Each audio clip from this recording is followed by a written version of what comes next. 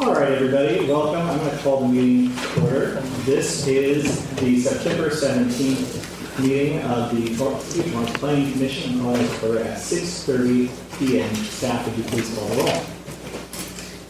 Commissioner Anderson? Here. Commissioner Borgelli? Excuse me. Commissioner Riggs? Here. Commissioner Turner? Here. Chair Cortsonis? Here. Chair, we have Commissioner Borgelli, Obejas, and Commissioner Yehouse. All right. Chair, all three of those commissioners did ask for an excuse absence, so it'll be up to your body. All right. Commissioner Turner. I move to approve the excuse absences. Second. Roll call. Commissioner Anderson? Yes. Commissioner Riggs? Yes. Commissioner Turner? Yes. Chair Cortsonis? Yes. Chair, that motion carries. All right. Thank you. And that's going to take us on to agenda item number 2, which is the flag salute. Commissioner Riggs, would you please lead us? Please stand.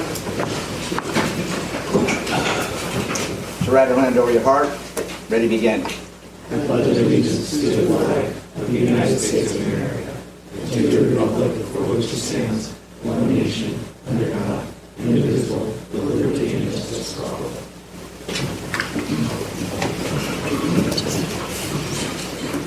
Thank you, Commissioner Riggs. Takes us on to agenda item number 3, which is the report, the posting of the agenda. Staff, can you please have the report? Yes, Chair, the agenda was posted at the public notice board at 3031 Torrance Boulevard and on the City of Torrance website on Thursday, September 11, 2025. Thank you. Takes us on to agenda item number 4, which is the announcement of withdrawn, deferred, and/or supplemental items. Yes, Chair, we have 2 supplementals. We have 1 supplemental on agenda item number 5, which is our communications. And the second supplemental is on item 8A as an apple. Thank you. I see them right here. And that takes us on to agenda item number 6. Sorry. Let me make sure. Number 5, which is oral communications. This portion of the meeting is reserved for comment on items not listed on the agenda and is limited to a 15-minute period. Under the Ralph and Brown Act, the Planning Commission cannot act on items raised during public comment, but may respond briefly to statements made or questions posed, request clarification, or refer the adding staff. Comments are limited to no longer than 1 minute per speaker. Is there anyone from the public who wishes to speak on an item not on tonight's agenda? Please come on up.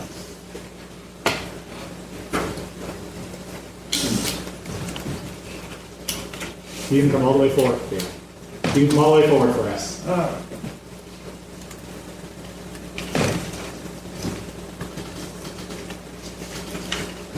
I submitted supplemental number 1 to agenda item number 5, oral communications. I ask very sincerely that each of you take an opportunity to read it carefully. I think it points out, one, the staff gives the planning commission one solution, omits some of the law that describes what it can use for other solutions to the dilemmas posed to land side by the recent state law. Now, I'm not asking you to hold hearings, public hearings, to decide what to do in the law, but instead, or what recommendations to make to the city, but instead direct staff to schedule a hearing to consider whether you should exercise your power and duty to hold the hearings that I described in here. That way, at least we'll have the opportunity to consider alternatives. You may come up with just the ones they have, but I think it's important that you take that opportunity before you You have a bomb now? Maybe I don't know. That must be new. Welcome back. Yes. Wow, I just hit the mute. How did you do that? That was just for you, Mr. Buck. Thank you for your comments. Regardless of the gong, we did hear you, and definitely take what you said seriously. I actually do want to refer one question to staff in regards to this. Is that several meetings ago, Commissioner Turner and I, Commissioner Turner made a motion, I supported her in it, asking that there's some sort of workshop come back to us on this. I do want to clarify, we are not in a position where we're allowed to direct staff, as we've been asked to do. However, we can politely ask staff. I just wanted to see if there was any sort of update. I know the council directs your time and your priorities, but if there was an update, just wanted to check on that. Thank you. Chair, Commissioners, Michelle Ramirez, Community Development Director. That workshop will be put on by our long-range planning. They are currently working on that as well, but there's certain legislative bills that are currently going through, so we are waiting to see what happens with those before we bring back a workshop. Thank you very much. Are there any other members of the public who are here and wish to comment on an item not on the consent agenda? Seeing none, we can move right along to agenda item number 6, which is approval of minutes. Looks like we do have one set of minutes to approve.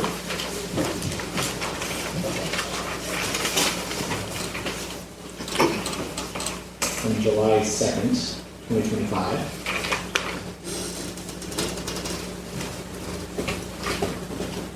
Once again, get a chance to look at that. If you want to make a motion to approve it?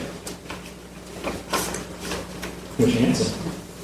I move to approve the minutes of July 2, 2025. My second. All right, roll call. Commissioner Innocent, Yes. Commissioner Riggs, Yes. Commissioner Turner, Yes. Chair Kurtzonis. Yes. Chair, that motion carries. All right. Moving on to agenda item number 7. But before we do that, I do have a quick announcement before the meeting begins. There are a few matters of general information that I need to explain. This meeting will be conducted in an informal manner. For all formal rules of evidence, such as those using for Blvd not apply. Everyone with an interest in an item will be heard. Decisions will be based on the evidence presented, including the staff report, any pictures or drawings presented by staff, oral testimony heard tonight, any written or graphic material presented during the meeting, and the personal observation of each commissioner. If you would like to speak on items tonight, we ask that your remarks are pertinent to the project and do not include personal remarks. Repetition of evidence is neither necessary nor helpful. The meeting is being audio recorded, and the minute secretary will prepare minutes of the proceeding. When speaking on an item, please come forward to the podium, speak clearly. You may give your name and address, spelling your last name for the record, filling out a speaker card, and depositing it in the box at the podium, but you are not legally required to do so. Zone changes, general plan amendments, and variances are brought to the City Council for a decision. All other items are filed with the Planning Commission, unless appealed to the City Council. Appeals must be filed within 15 calendar days of the decision and are filed with the City Clerk's office and by paying the necessary fees. The items will be heard in the following manner. Staff will read the agenda item. The applicant will then be asked to address the Commission.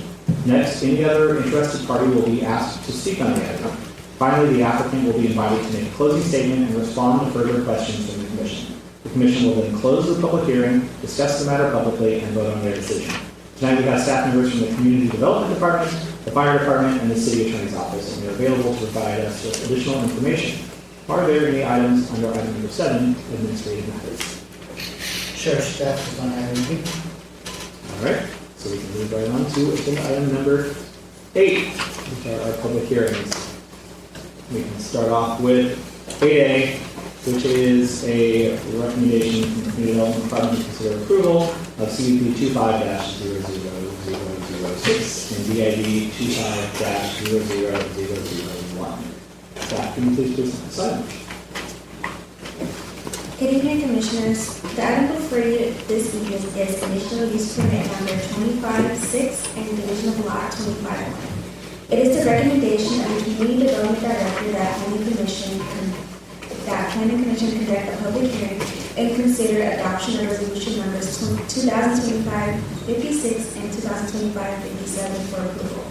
CUP 25-9 and Div 25-1 propose the development of a multi-family residential project in conjunction with resident tentative parcel map number 84773 for condominium purposes on the subject property located within a two-family residential R2 zone at 1720 Iris Avenue.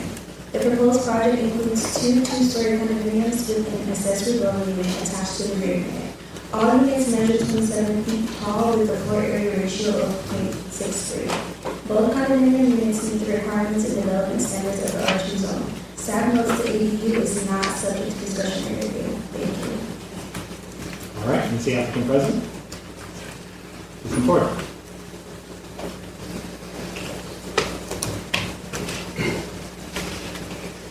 Good evening, Commissioners and planning staff. Thank you for taking the time this evening to be here. My name is Dustin Gray, project designer for 1720 Iris Avenue in the city of Torrance. I'm representing my client Bob Schwartz, who's unable to attend tonight. We are requesting approval to subdivide the existing lot to develop 2 new condominiums, one of which will include 800 square foot accessory dwelling unit. This project fully complies with the City of Torrance Municipal Code, featuring 38% lot coverage and 63% floor area ratio. In addition, we are providing a generous outdoor living space exceeding the 1/3 lot requirement through a combination of on-grade open space and qualifying balcony areas.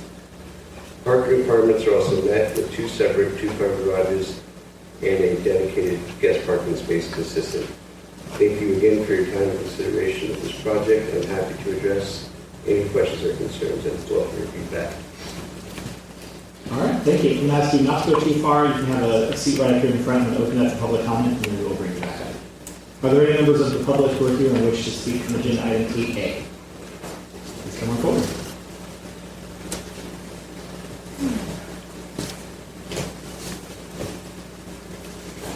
John Beamer, I would like some clarification on how this project is being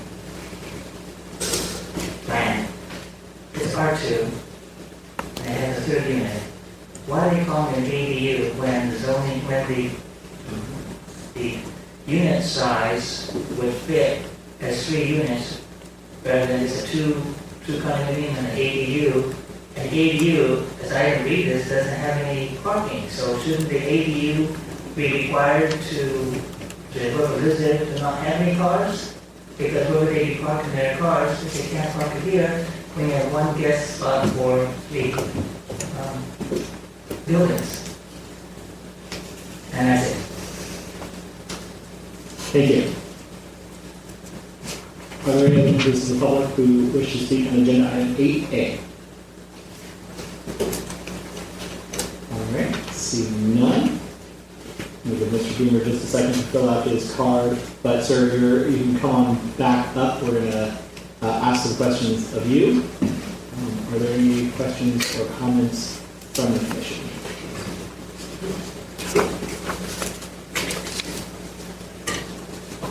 Don't see any. I'll ask one quick question, and it's just to address the question that Mr. Beamer brought up.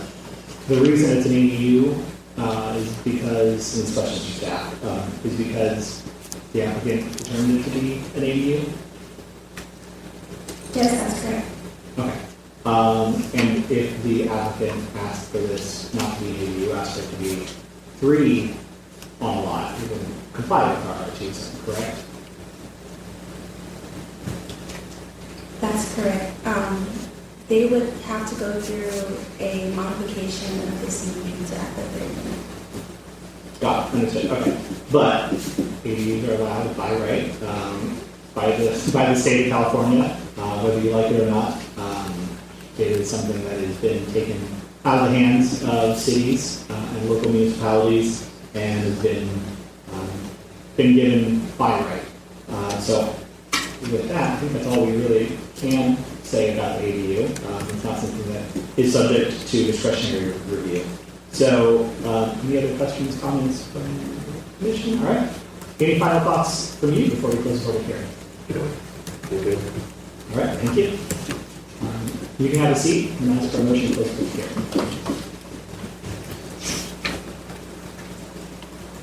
Commissioner, I move to close the public hearing. Second. roll call.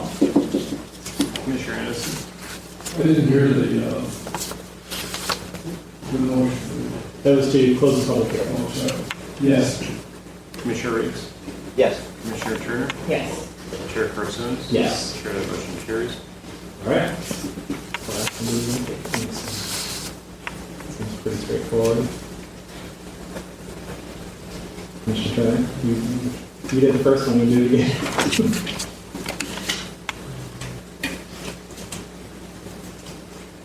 I move to approve CUP 25-00006. All right, think we can take both at the same time.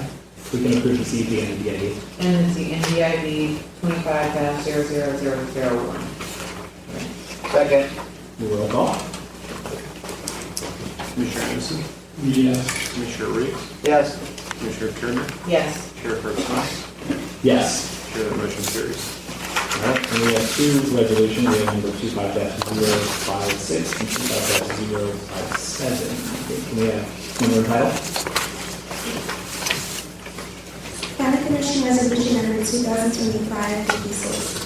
A resolution of the Planning Commission of the City of Torrance, California, approving a conditional use permit as provided for in Division 9, Chapter 5, Article 1 of the Torrance Municipal Code to allow a multi-family condominium development on property located in the two-family residential district at 1720 Iris Avenue. Planning Commission Resolution Number 2025-57. A resolution of the Planning Commission of the City of Torrance, California, approving a division of lot as provided for in Division 9, Chapter 2, Article 29 of the Torrance Municipal Code to allow a parcel map for condominium purposes on property located in the two-family residential district at 1720 Iris Avenue. All right, thank you. Just a reminder, we are looking to adopt a resolution, not approve a resolution. So who wants to go for it? Commissioner Turner. I move to adopt, the conditional use permit. I move to adopt resolution number 2025-058. Sorry, I think it's 6.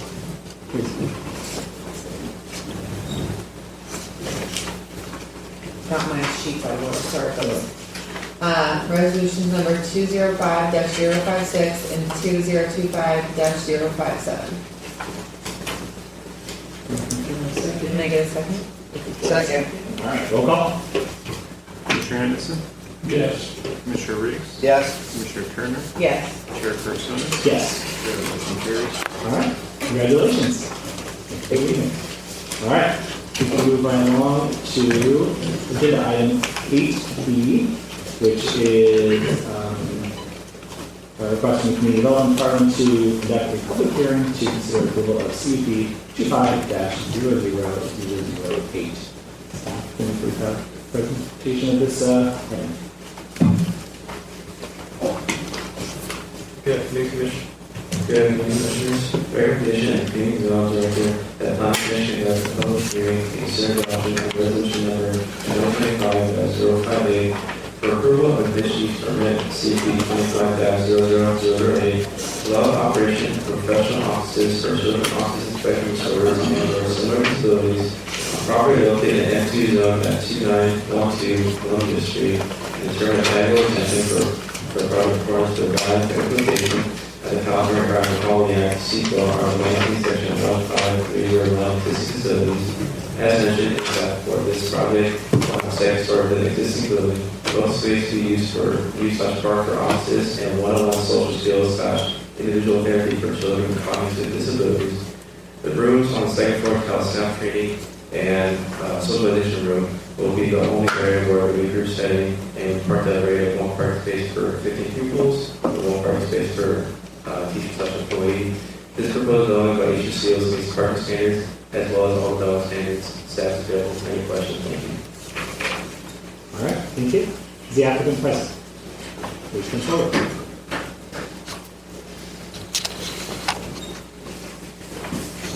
Good evening, Commissioners and planning staff. My name is Mike Flory. I'm with Easter Seal, Southern California. And before I get started, I just wanted to thank the planning department staff, Mr. Garcia, Mr. Hortz, and Mr. Lejeune, for helping us get to this point. Easter Seals Southern California is an organization that you may be familiar with by name, but you might not actually know what they do. We're one of the largest disability service providers in the country. We just celebrated our 100th anniversary. And if you have a child or a family member with a child with autism, we're now one of the largest providers of autism services in California through our partnership with Kaiser Permanente. So we provide one-on-one therapy services for children, 0 to 5, and these early intervention services help them overcome what otherwise could be a lifetime of challenges. We have a long history in Torrance. We've been providing services for people with developmental disabilities in Torrance and the South Bay for decades on decades. And one of the challenges we face is that we lease property, and oftentimes we're getting priced out of where we're at. And we have a strong commitment to be in the South Bay and in Torrance in particular. Like I said, we've actually purchased several properties here for our disabled services, and we want to have a footprint here for our early intervention autism services. And with the cooperation with the planning department, we can come up with a plan that meets all the city requirements, and hope that you'll approve the measure as, or the conditional use permit as submitted. Fantastic. Thank you for the presentation. I'm going to ask you to do the same, not to go too Okay. far. We're going to open it up for public comment. Are there any members of the public who are here and wish to speak on agenda item 8B? All right, you can come on back forward. Any thoughts, questions from the commission? Commissioner Hanson. This is for staff, I guess.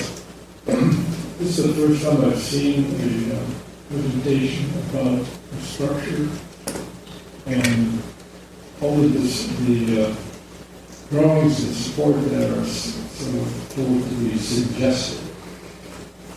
Can you explain how that fits in? I'm sorry, I'm not sure if I understand the question.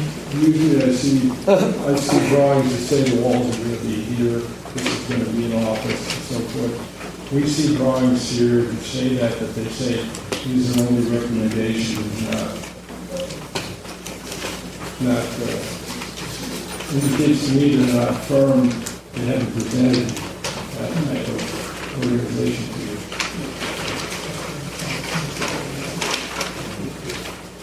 Please. Looks like the applicant may have something to say on that. Yeah.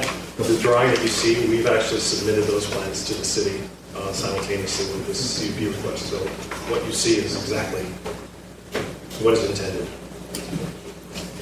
Just to confirm, that would be approved by plan check, not building plan checker, but this would be for more of the actual use rather than that. So it'd be for the use, and plan check can confirm this upon when they do submit.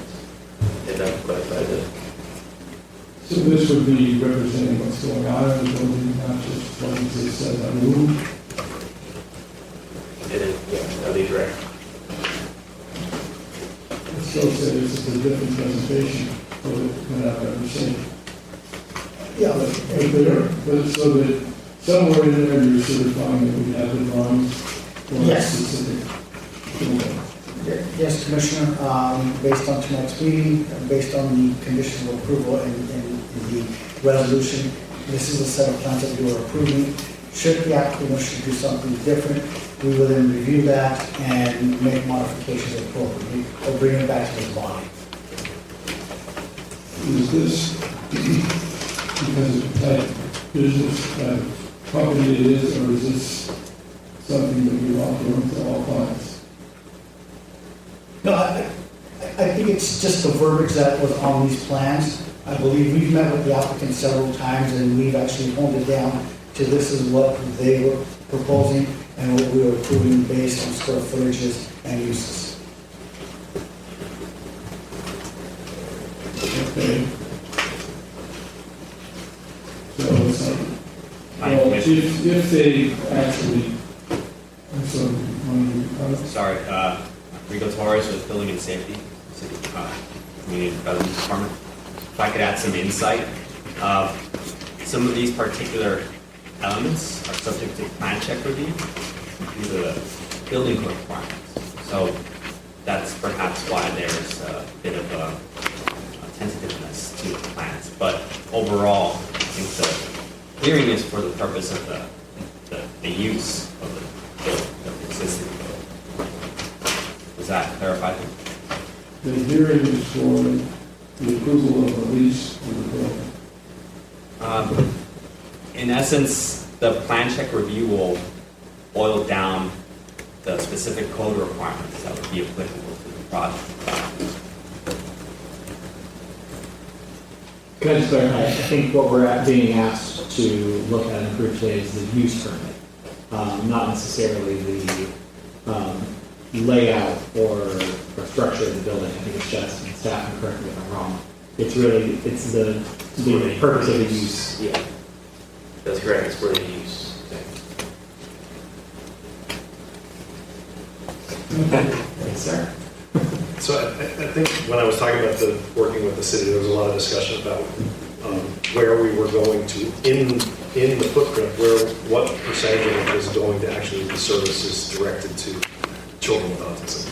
And so when you see that plan that has it color-coded, it was just our way of trying to figure out what portion of the building was going to be used for programmatic services and which portion of the building was going to be used for administrative. But we've submitted that plan as you see it to the city. Okay, thank you. All right. Any other? I'm sorry, one more thing. Yes, absolutely. We have no intention of changing that plan unless the city comes back and says you need to modify this floor plan to meet with building requirements. But from a use standpoint, what we say is going to happen, we intend to happen. All right. Any other questions? All right, Mr. Turner.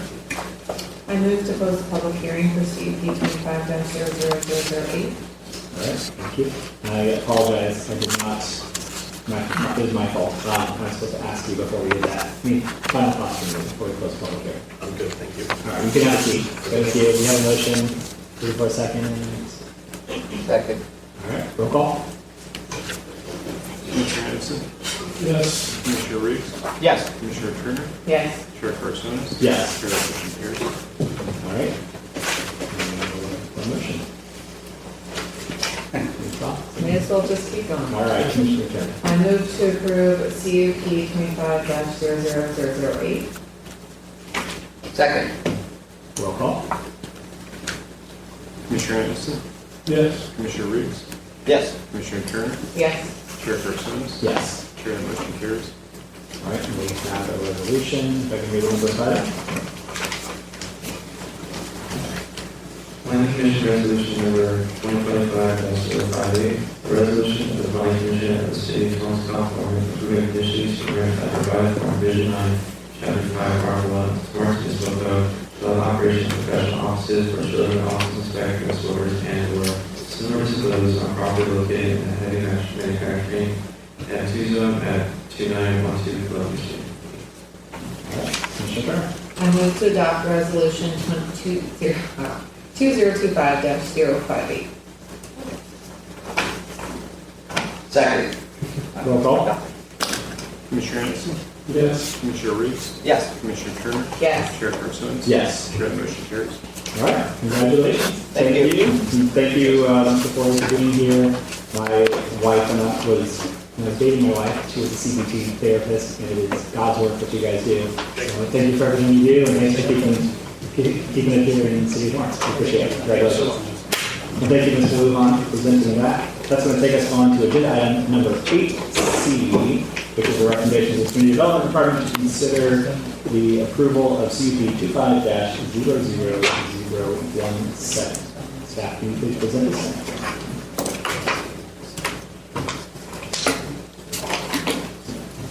Good evening, Commissioners. Before you, we have a recommendation of the Community Development Director that Planning Commission conduct a public hearing and consider adoption of resolution number 2025-059 for approval of a conditional use permit, CUP 25-00017, to allow the operation of a new cafe restaurant on property located in the General Commercial District C2 zone at 2500 Pacific Coast Highway. The proposed restaurant, Sports, Boba, and Coffee will primarily offer handcrafted golden tea drinks, coffee, and pre-packaged sandwiches and desserts to serve the community. It will be a casual setting, providing a relaxing space for customers to meet, work, or study. The business will employ a total of 3 staff members, including kitchen and front of house personnel. There's no outdoor seating area and no live entertainment or amplified music proposed for this project. The hours of operation will be from 9 a.m. to 9 p.m., Wednesday through Monday, closed on Tuesdays. In the judgment of staff, the proposed operation of the new cafe restaurant is consistent with the C-Gen land use designation, which is intended to permit a wide range of commercial uses that serve both the local and regional community, including restaurant uses. For these reasons, staff recommends approval of the subject request as conditioned. All right, and is the applicant present?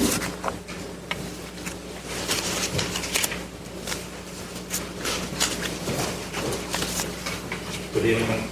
Thank you for this time. My name is Junior Ho, future business owner. Address 2500 Pacific Coast Highway. This project involves a change of use for the ground floor tenant space. Sorry to interrupt you. Can I ask you to lean forward just a little bit more so we can hear you? Thank you.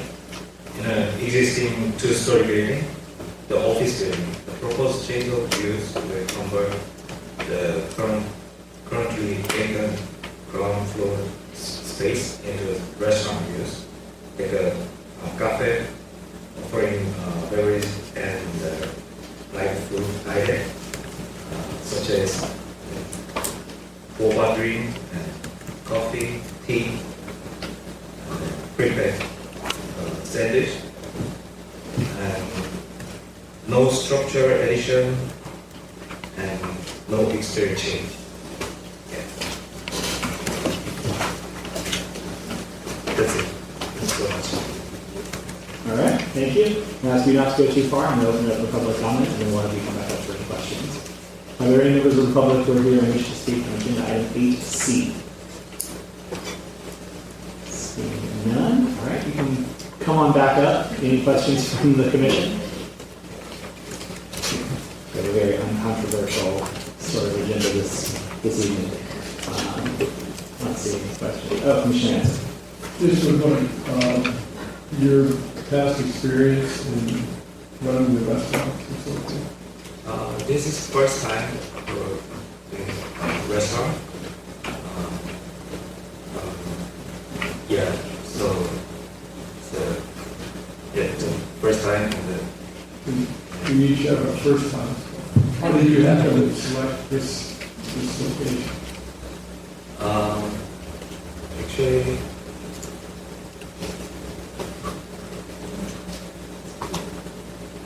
it's a heavy traffic in this edge, and then in front of the building there's a lot of shopping mall, a lot of customers there, and then this property has a lot plenty of the parking space.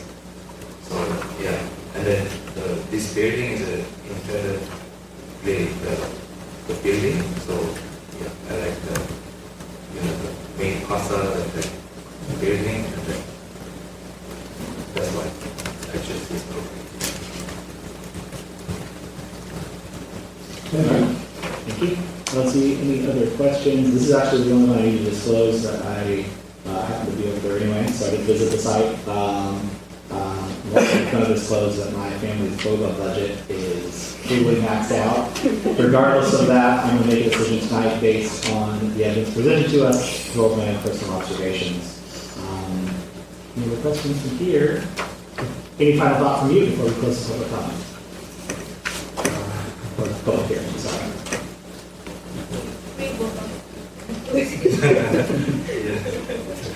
All right, thank you. You can have a seat. I'm going to take a motion to close the public hearing. Commissioner Hanson. Thank you. Move to close the public hearing. Second. Give it to her. Roll call. Mixing it up. Commissioner Hanson? Yes. Commissioner Ritz? Yes. Commissioner Turner? Yes. Chair Carson? Yes. Chair, motion carries. All right, now looking for a motion on the item. Commissioner Turner. I move to approve conditional use permit 25-0017. Second. Roll call. Commissioner Hanson? Yes. Commissioner Ritz? Yes. Commissioner Turner? Yes. Chair Carson? Yes. Chair, motion carries. All right, and we have a resolution. I don't hear the number and title. Planning Commission Resolution Number 2025-059. A resolution of the Planning Commission of the City of Torrance, California, approving a conditional use permit as provided for in Division 9, Chapter 5, Article 1 of the Torrance Municipal Code to allow the operation of a new cafe restaurant on property located in the General Commercial District Zone at 2500 Pacific Coast Highway. Commissioner Turner. I move to adopt resolution 2025-059. Second. Roll call. Commissioner Anderson? Yes. Commissioner Rea? Yes. Commissioner Turner? Yes. Chairperson Ennis? Yes. Chair, motion carries. All right. Congratulations. Welcome to the City of Torrance and wishing you guys the best of luck. Best of luck with your restaurant. That's going to take us on to agenda item 8D, which is a recommendation from the Community Development Department to conduct a public hearing to consider approval of OUS 25-00002. Good evening, Chair, Commission members, Michelle Ramirez, Community Development Director. On September 10, 2024, City Council directed staff to develop a property maintenance brochure and provide a report on blue tarp ordinances adopted by other cities. Regarding the property maintenance brochure, it was completed in January 2025 and outlines the minimum standards for maintaining properties within Torrance, focusing on public health, safety, and aesthetics.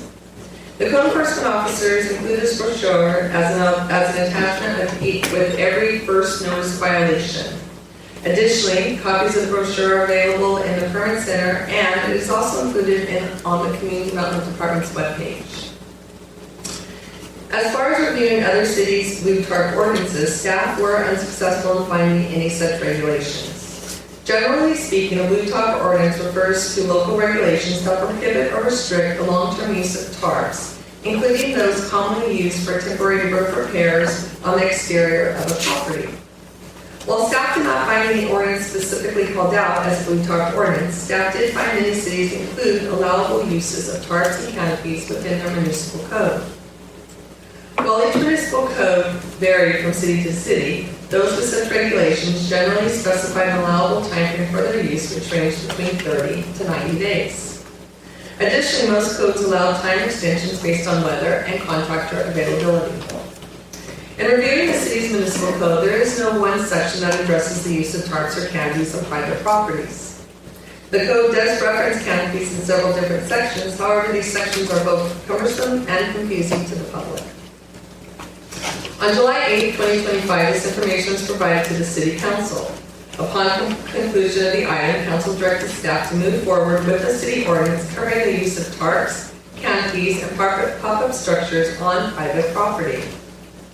A copy of the draft ordinance has been prepared and included in the Planning Commission's review. In developing the ordinance, Council requested an exception be carved out for the use of such structures for private outdoor social events on residential properties during summer months. As such, canopies and pop-ups would be permitted within the front yard during the months of June, July, and August for the purpose of gathering, pending it complies with a number of standards, such as not being larger than 100 square feet or 10 by 10, not located within any required setback area, not be used as storage, provide at least 3 sites completely open to public view, secured in a manner to prevent wind from dislodging it, and maintained in good condition and free from disrepair. A complete listing of the standards can be found within the draft ordinance under section 92.32.7B2. At this time, staff would recommend the Planning Commission open the public hearing, take public testimony, and direct staff to forward the draft ordinance to the City Council for consideration as presented. This concludes staff's presentation, and I'm available to answer any questions. Thank you. All right, thank you. I have one quick question before we open it up, just to clarify what we're being asked to do.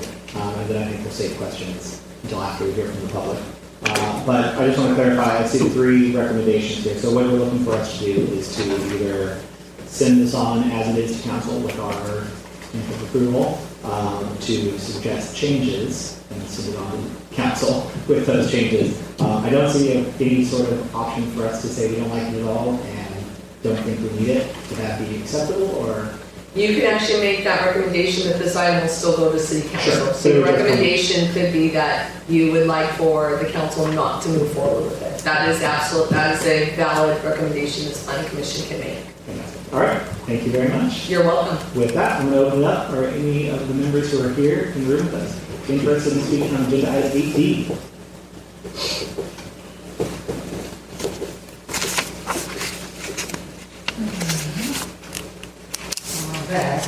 there is some truthiness comment. And that the front part about in the backyard, they're 150 foot maximum size, whereas the ones in the front yard are 100 square foot. And the ones in the backyard, it says, no person shall erect, maintain, or use a park, canopy, pop, or any other type of portable structure in a manner that is visible from a public right of way, except as provided in subsection B2. Now, there are areas in the city that are residential that have alleyways. Is that those considered part of the public right of way for the purposes of this ordinance? That's the question. They also have different requirements between a number in the front and the back. There is, what do they want to say here? Dimensions that these shall not be used as carports in both front and backyard. My question is there in the code somewhere a definition of what a carport is valid, what a valid carport would be, and where it could be placed on a parcel, whether it's front, back, or you have an alley in the back? We don't have street access, right? And they have apparently somewhat unlimited for the summer, but only 3 for the rest of the calendar year, from September to May. I don't know why that was that way. And finally, when people get these sort of stuff, will there be a requirement for them to get some kind of a permit, single day use permits like that, similar to what we have for the recreation vehicle parking on the street? That is all. All right, thank you, Mr. Weaver. Any other members of the public wish to speak on this item? All right, everyone's just here to watch. All right. Commissioners back up here. Any thoughts or comments or questions from the commission? I have a whole bunch of them. Commissioner Turner, go first. I had a few of the same questions, just in terms of the sizing. So under prohibition and then exceptions, the size is varying. So item 9 on page 9 says shall not be larger than 150 square feet. And then item 1 on page 10 says shall not be larger than 100 square feet. So is that just be public right of way versus front yard? No, they're both dealing with front yard. There's nothing in here dealing with backyard. The 100, the 100 is when they want to have it up for all 3 months. So that's the exception. Okay. So if that's the exception that applies for June, July, and August. It can't be larger. Any other time other than that, then the canopy could be 150 square feet. Understood. And then, sorry. Now that clarifies my other questions. All right. Anyone else have any thoughts? All right. Maybe you will. I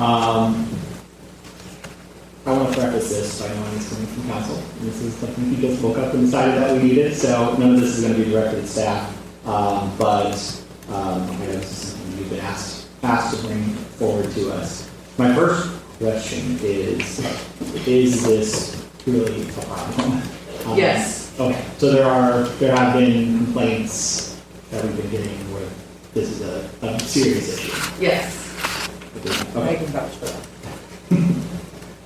Second question is, I think Mr. Norris, you already addressed this, that it's not a blue-only sort of thing.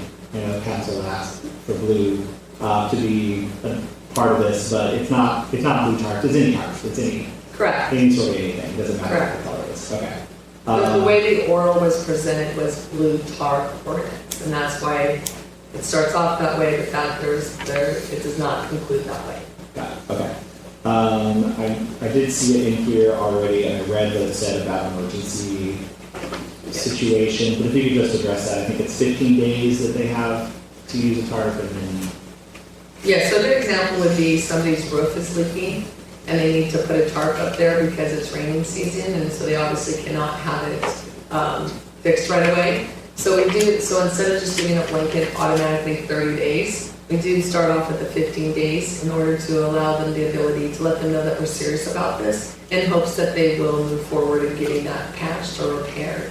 They can work with the code enforcement and getting the extensions, and we would work with them based on them submitting timelines to us. We have homes right now that have had tarps on their roofs for over years. Okay.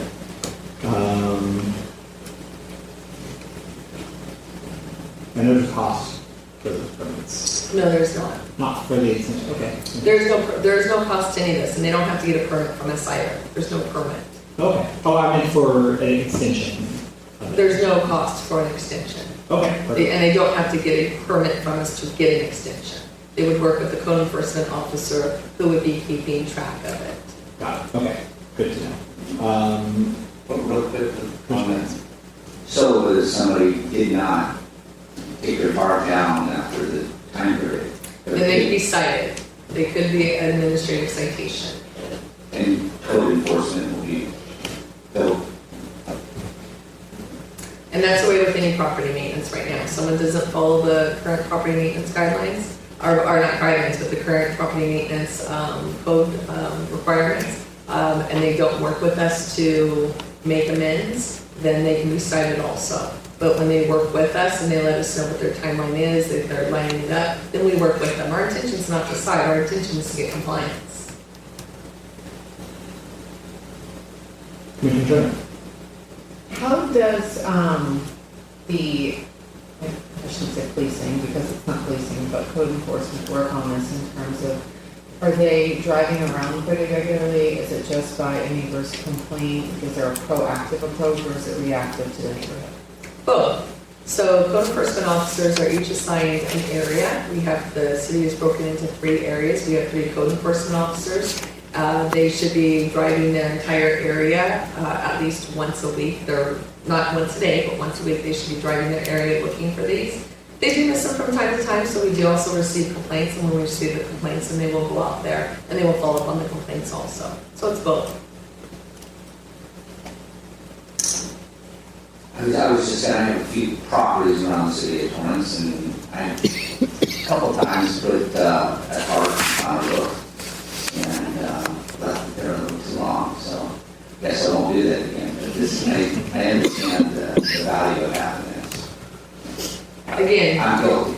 I think the commission needs to remember, we're here to work with the residents. We're not here to work against them. But we do have to make sure that it's not something that goes on forever, because it can turn into a nuisance and it is bothersome to other neighbors. So if a resident says, hey, I can't get a roof, or it's leaking, it's 30 days out, we would work with them. We would work with them because they would get the estimate and it would show us when they're going to be starting. We can't direct staff, but can we send Commissioner Riggs' statement of economic interest to code enforcement team? Check everything he's got. Okay, I have a few more questions. I saw this as private properties. So does this apply to commercial? Yes, but if you look under the section C on page 11, that would be the non-residential. Got it. When it talks about private properties, what we're talking about is anything that's not owned by the school district, the city, any public entity. Got it. And then I guess that's the follow-up question after this, is it doesn't apply to any public lands. It does not apply to public land.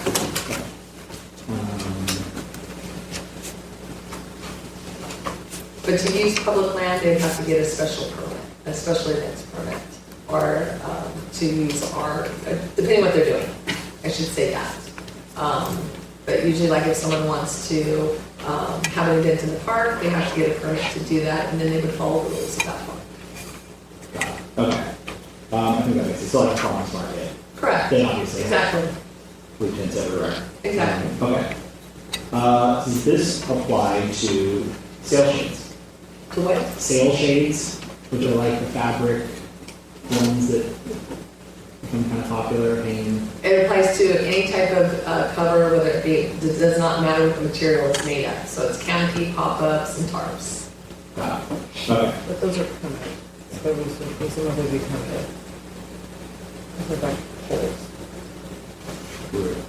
Yeah, or if you're talking about an awning, that would be separate, that would be done separately. Like that comes off of a window, Sure. that would be separate. Sure. I just know I've seen, especially in my neighborhood, I've seen, sail shades, they're like shaking the sail, it's fabric, hangs out over. If it's something that's permitted, because like a patio cover, then that would go through a permitting process. Got it. Okay. And then Commissioner Hanson.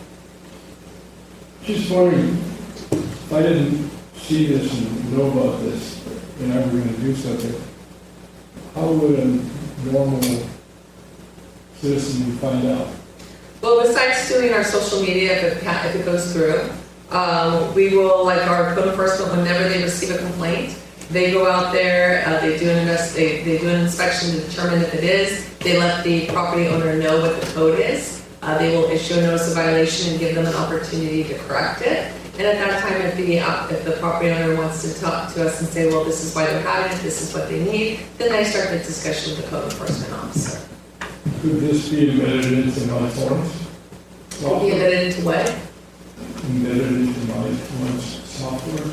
Where you're going out and you see one? This would be one of the complaints you could file into the complaint. It would be a code enforcement complaint. But there wouldn't be anything to check if it were or were not legal? Just to... Staff would do it. Staff would do that investigation. Okay. Yes. Yeah, with any complaint that we receive, staff doesn't just automatically go out there. They actually do check to see if what the person has done, if they're going through some permitting process, do they have a permit before they actually go out there. Right. But I'm just thinking there's a lot of subjects within the subject of a pop-up, whatever you want to call it, from the car storage to all the others. I'm just trying to think of an easy way that somebody would actively trying to find out what does it say that I can or can't do so somebody doesn't end up coming out and telling them that they did it wrong. Yeah, like I said, with any ordinance, when we make a change, we try to do a social media campaign and put it out there. We have a huge following on our social media, so we can obviously we're not going to catch everyone, but we do our best. Right. Thank you. Mm-hmm. So even the pop-ups, we're talking about pop-ups, will they have to be blue? No, they don't have to be any color. Oh, okay. No, take away the blue. Okay. The oral came through as a blue tarp ordinance. That's how it was made and that's how the direction the council had provided. But there's really no such thing as a blue tarp ordinance. There's just tarp ordinances. Take the blue away. Can we officially do that on this as a recommendation to council? Well, actually, the ordinance isn't called blue tarp. So we don't mention that in the ordinance. We're good with that. So, just out of curiosity, was this a not neighborhood? You're not going to get neighbors? Somebody, we have the extra mic on. There we go. Go ahead, Commissioner. Your time is up. I was thinking, I want to hear that one more time before we leave tonight. But, so, there was complaints. Is this where this started from? Or? I don't know where it started from. This came from direction from the city council. I can't answer where the council came up with this. I can just tell you that the question was asked if the code enforcement unit receives complaints about this, and we do receive complaints about this quite frequently. Okay. I'm done. Trying to get you out of here. Commissioner Trent. I just have one thing to piggyback off of Chairperson is so the shade sails are those things that you see oftentimes at like playgrounds that have like a pole, like 3 poles, and it's like a screen type fabric cover for shade. But I've often wondered, because there is one in our neighborhood that's on a driveway, if there is a permit process for them, because it's like, a canvas type, fancy tarp material, if you will, that is sort of ambiguous as to whether it is permanent or not. So could we maybe just look into that for this ordinance as to, like, how do we know something's permanent versus not, if it's maintained or not? For it to be permanent, it has to have a permit from the city. So if you cannot obtain a permit from it, then it would be considered, regardless of the type of material is used, it would be considered either a canopy, tarp, or pop-up.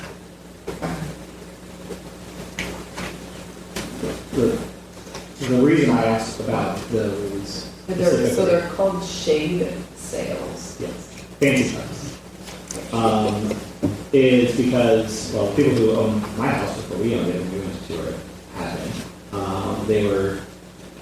They're not permanent necessarily, but they're semi-permanent, so I don't even know how that would be permitted.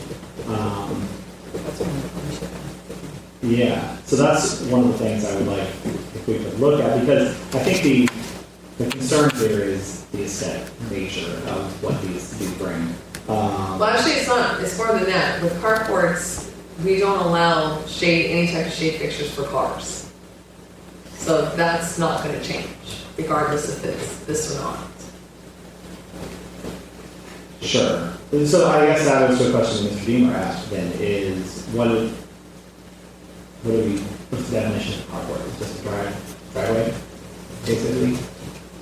Mr. Chair, LeRoy, Community Development, we do have a definition of what a carport is. It's under section 91.2.15 of the Torrance Municipal Code. Carport or portico shares, it's called, an accessory residential use consisting of a reserved area attached to and adjoining the site of a residence for the convenient loading and unloading of passengers and for the accommodation of a passenger car when not in use. Such space consists of a hard surface floor, roof, and open on not more than 3 sides, which this is the definition or description of carport. So it specifically says carport. Got it. Fancy word for driveway. So I guess, does that apply to my neighborhood? I don't know about other commissioners' neighborhood. My neighborhood, house is toward the front of the lot. The driveway goes past the house to the garage, which is in the back of the lot. Is that entire driveway a carport? Because I know a lot of people in our neighborhood utilize that. Yeah, they use the garage for garage purposes. They use the garage for storage purposes, and they use that area for fire pits and chairs and whatever sort of hosting. So we're not going to get into that because that has nothing to do with this. If you're asking if somebody wants to put some type of temporary cover in front of their garage, regardless of where the garage is located, it would have to fall under the carport definition. Okay, that was sort of the question. Okay. And then, sorry, I have my questions written all over here. What was the decision factor that brought us to June, July, and August? Just, it's summer, and that's what we would expect. That was an exception the council had requested. They felt that during the summer months, a lot of people gather in the front yard and have different gatherings, and they didn't want to have someone have to put it up and take it down during the summer months, and so it was a direction by the council at the time when they suggested to move forward with this. Whether they agree with what's been written in here, we will know when it goes back to them. Okay. And then I just wanted to clarify something I thought I heard you say, is that it really only, I think you said it doesn't apply to the backyard, but it sort of does if it's visible from... If it's visible from the front of the property. I know there was something mentioned about an alleyway. We're not going to be looking at the alleyway because we're not trying to discourage people from the use of their backyard. Okay. So this is really what we're looking for are people that have tarps on the roof, or people that have tents in the front yard, or over their cars in their driveway. Again, you can cover your car with this. It just has to be the tarp has to be kept in good condition, as well as if we want, and you're not allowed to have inoperables. So it also allows the ability that if we need to go out there to verify, because a lot of times people cover up their inoperables, to uncover it for us to verify that the car is operable.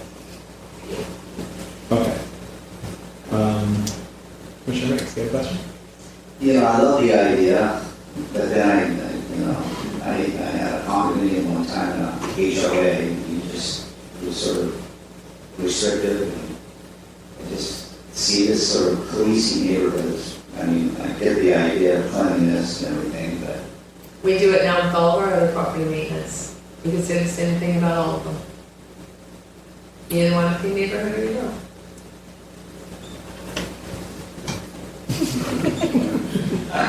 I get it, but there's an added, we're adding something here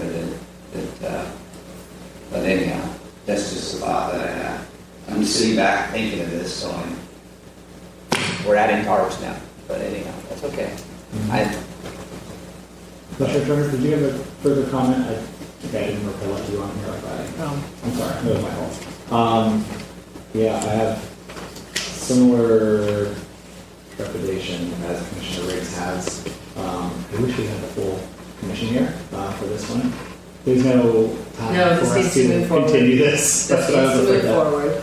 That's what I was afraid of. Yeah, I'm sort of concerned. I understand the purpose of it, and I understand the concern.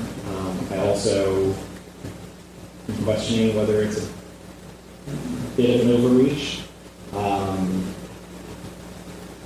But I also understand where it's coming from. Why I said in the beginning, I know you guys were asked to do this by council. Just feels sort of a little bit like government overreach to me. I will tell you that all cities have this. This is not uncommon for any city.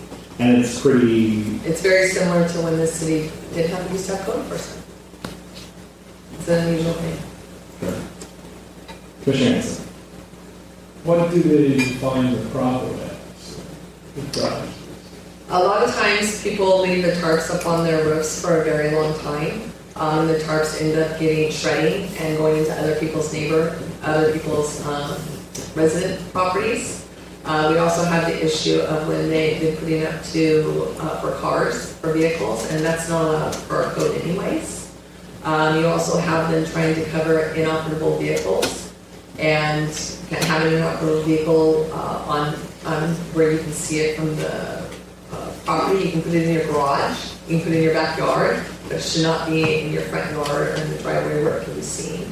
So there's a lot of different issues that deal with this. Another big one that we have is they actually use pop-ups in the front yard to cover their storage and not wanting to get rid of their storage. So someone in the neighborhood has to watch and look at their storage. Children's play equipment. It's exempted now.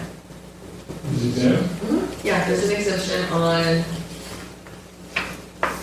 Any structure under 52 square feet are allowed? Okay. the exemption It's is, page 10.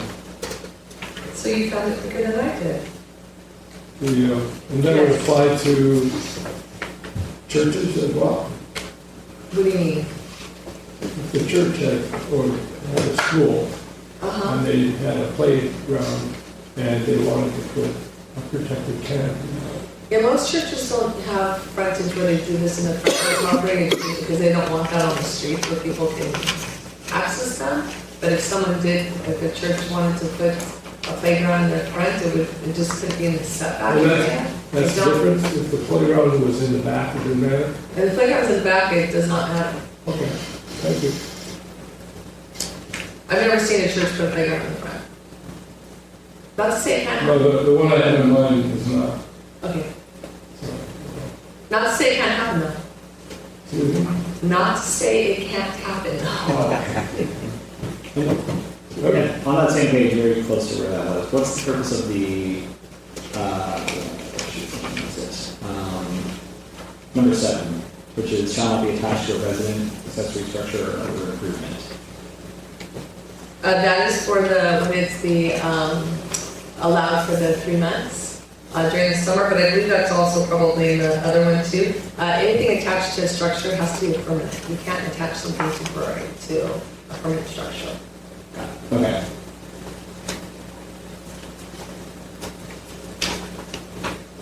Commissioner Riggs. I'm going to, in all full transparency, I'm going to disclose after you guys said, do I want a clean neighborhood or whatever. I'm guilty of putting the tarp out, and I had it there, and But not leaving it too when I long. left it out there a long time, and it started falling apart, and my neighbor had to come over and tell me that it was going in the yard, and it really did make a mess over there, so. No, full disclosure. I'm sure that it happened. Maybe your neighbor requested it. Yeah, but so in all full disclosure, I'm sure it happened. I don't think anyone intentionally ever means to do it. I think just days go by and time flies, and before you know it, you don't pay attention. But this could trigger, like, a code enforcement guy would come and say, hey, look, you gotta take care of this guy's. A code enforcement officer would come by and they would explain what the regulations are, and they would give you a time frame to either, if it could be changed or removed, or they would work with the property owner, and they would have worked with you.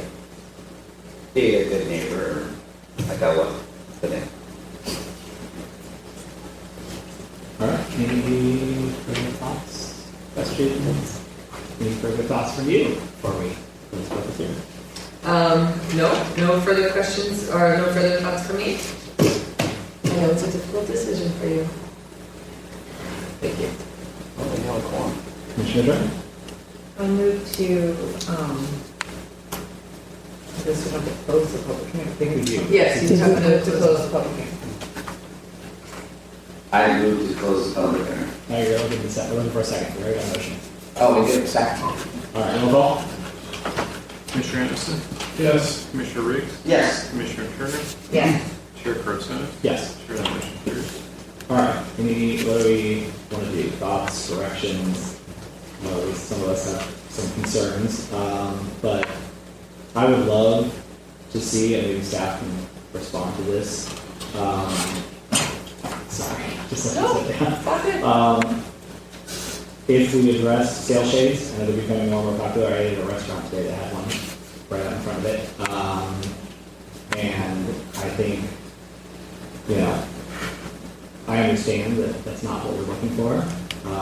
However, I also don't want us to put something in the code that we are looking for. So if we could at least look into that, as to whether that could be something that could be an exemption.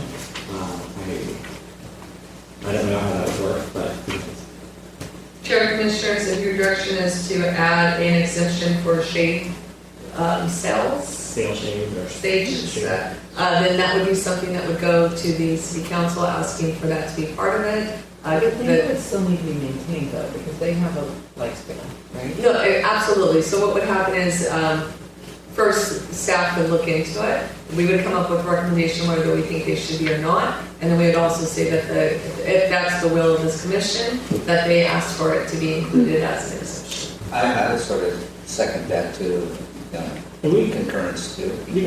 we have some subjectivity when we talk about this sort of stuff. Like if you're talking about paint on a house, there's some subjectivity as to whether it's well maintained or poorly maintained.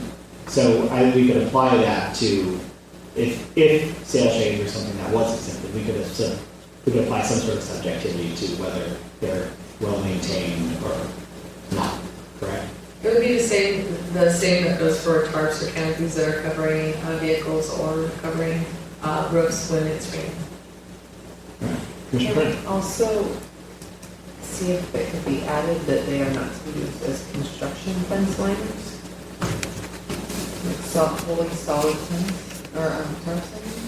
For the shade cells, No, sorry, I'm switching gears back to the tarp.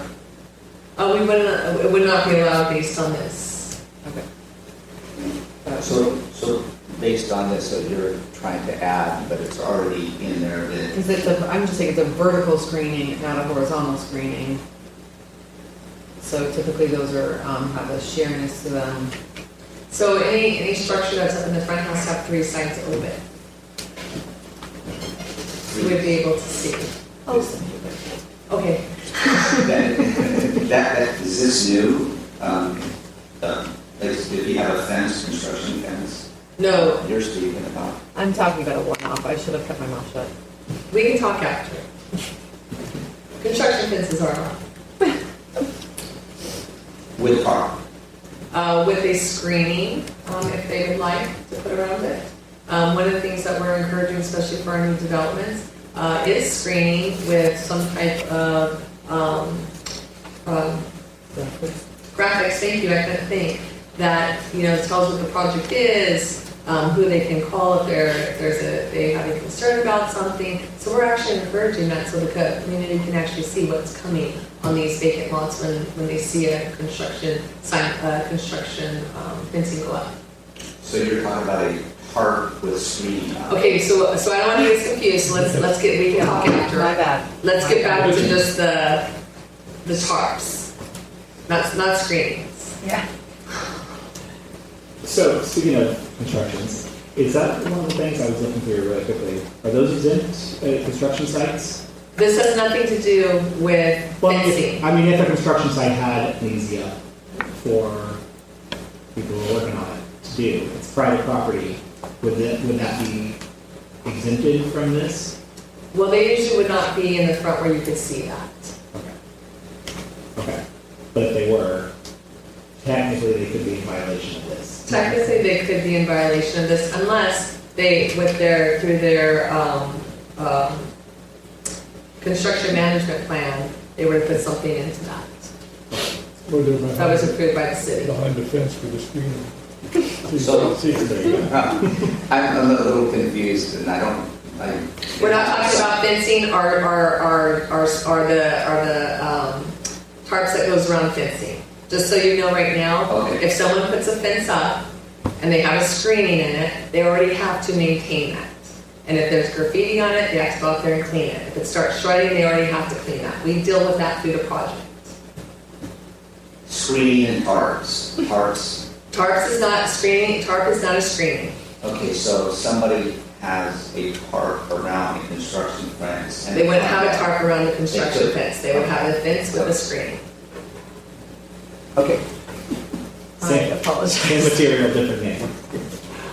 Any other questions, comments? I move to push it to city council. All right. With the recommendation. recommendation that we investigate the shade sale, Investigate or add as an exemption, very different. investigate if the maintenance of it is covered. Because you could just call a company and say, can you come put this in? Can you investigate if they are permittable in Okay. front yards? Okay, And if so, they should be exempt with, but they need to maintain. understood. Can I just clarify one thing? You said permittable. You mean allowable? Yes, allowable by Permittable. permit, allowable by permit from building and safety.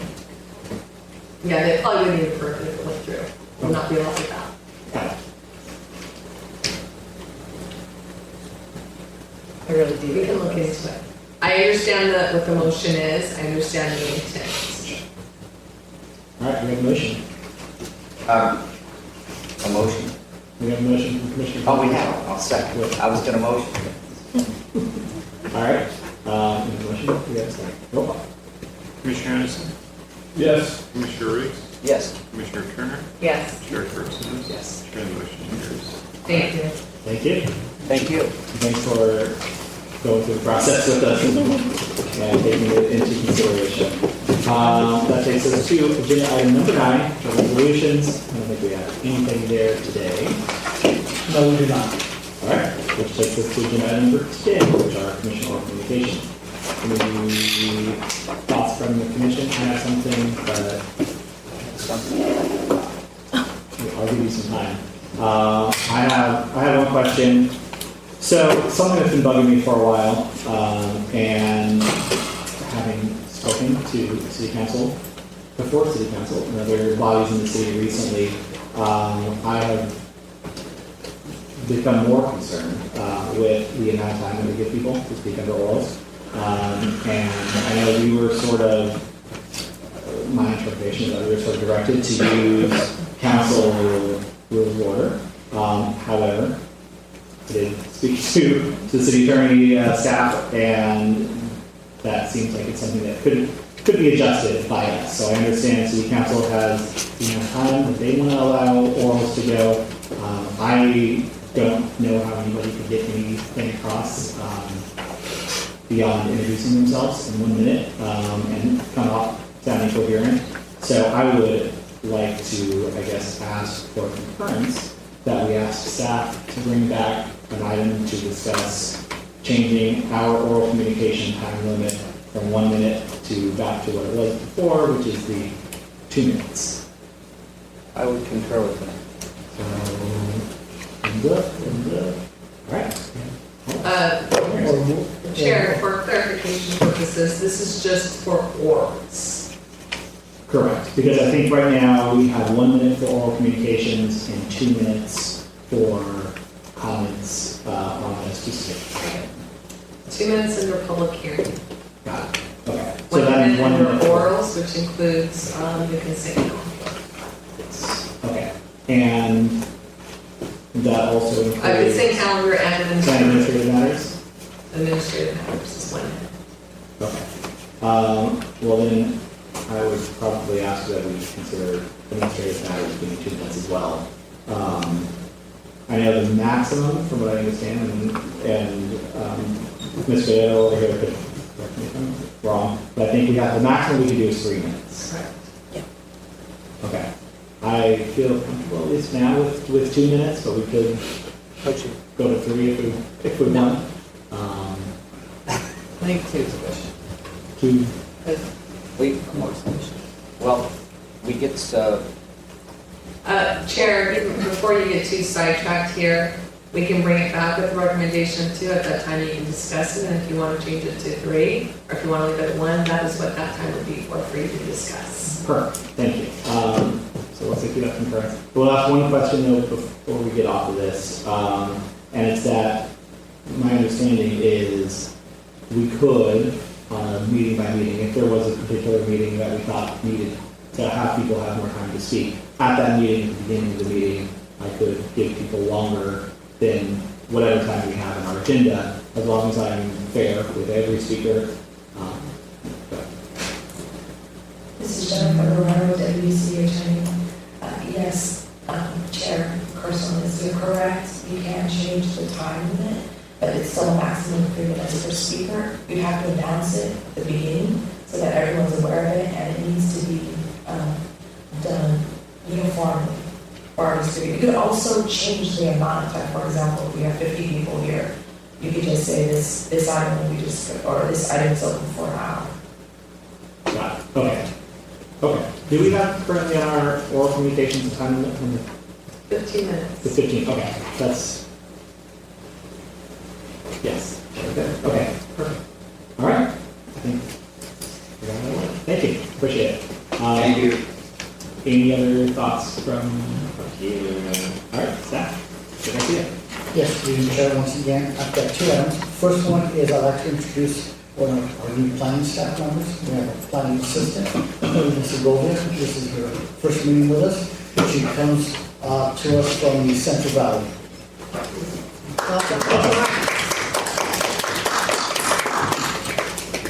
And then just the second item is, as you do your adjournment, please note that our next meeting will be October 15th. We will be dark on October 1st.